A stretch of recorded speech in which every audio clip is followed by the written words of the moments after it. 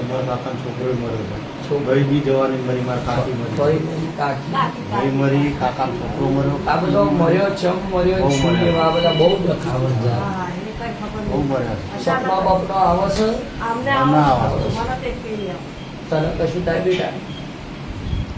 તને કોઈ વાર બીક લાગે તો છે દહીં તારની બોલવાનું એ હું એની જોડે વાત કરે માટે સમજો કે ના સમજો? થોડુંક તેલ સુધારી લે હો.